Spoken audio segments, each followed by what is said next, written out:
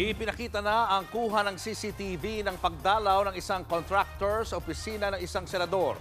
Pero paglilinaw ng contractor, walang nangyaring hatiran ng pera. Ang dati namang DPWH engineer na si Bryce Hernandez, iharap na sa Independent Commission. Nasa frontline na balitang yan si Mayan Los Baños.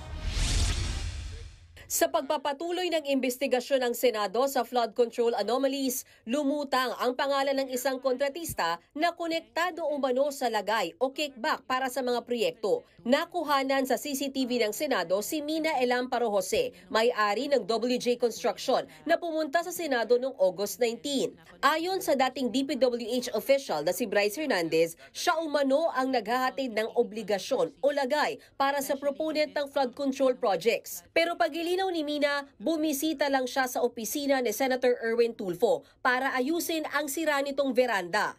Para nagamit po yung opisina ko para dumaan po siya sa broom. You should have told us na may kaibigan ka under investigation. My staff even asked me, Mr. Chair, if you would remember and you lied. Sinabi namin, baka ikaw sabit ka dito sa flood control. Wala po kami, hindi po kami sabit dyan. Ang mga project ko, 30 million. Do you remember that? I have never engaged in any illegal activity. I have never given nor received any money from any public official or government employee, including this Mr. Bryce Hernandez. Thus, I strongly deny his accusations. Giit pa ni Mina, hindi siya naghatid ng pera sa kahit sinong senador. So hindi mo kilala si Senator Jinggoy at hindi ka nagdala ng pera sa kanya? Hindi po. Kahit po kay Bryce, wala po akong dinalang pera. Okay. So talagang safe ka na. Please, continue. Sabi pa ni Mina, isang 24 million peso flood control project lang ang hawak ng kumpanya nila at hindi ito ghost project. Ang text message na pinakita ni Bryce Hernandez sa kamera ay tungkol daw sa ide-deliver niyang dokumento, hindi pera. Lalong nabutasan si Hernandez na dati diretsong idinawit sina Senators Jinggoy Estrada at Joel Villanueva sa maanumalyang flood control projects. Sa Senado, bigla siyang kumambyo. Nung nag-testify ka sa House, matibay yung salita mo na si Miss, ano pangalan? Mina po. Mina ay magdadala ng pera sa proponent. At ang binanggit mo sa House, si Senator Jinggoy. Sinabi mo na hindi naman pala si Senator Jinggoy. Specifically, hindi po si Senator Jinggoy. Okay, kanino kaya yon? Proponent lang po ang sinabi sa akin ni Boss. Sino nga? Sino yung proponent? Wala, naka-blind po ako doon kung sino pong proponent. Dito na sinabon ni Estrada si Hernandez. Tahasan mo sinabi sa House of Representatives at kinundina naman ako ng taong bayan dahil sa isang salita mo na ako raw ay humihingi ng 30%. Did you ever see Alcantara handing money over me, to me? I don't think so. Meron ba? May nakita ka ba? Sigutin mo lang, yes or no, may nakita ka ba? Wala po. Pinag-usapan din sa Senado ang limpak-limpak na pera na pinakita ni Hernandez sa pagdinig ng Kamara.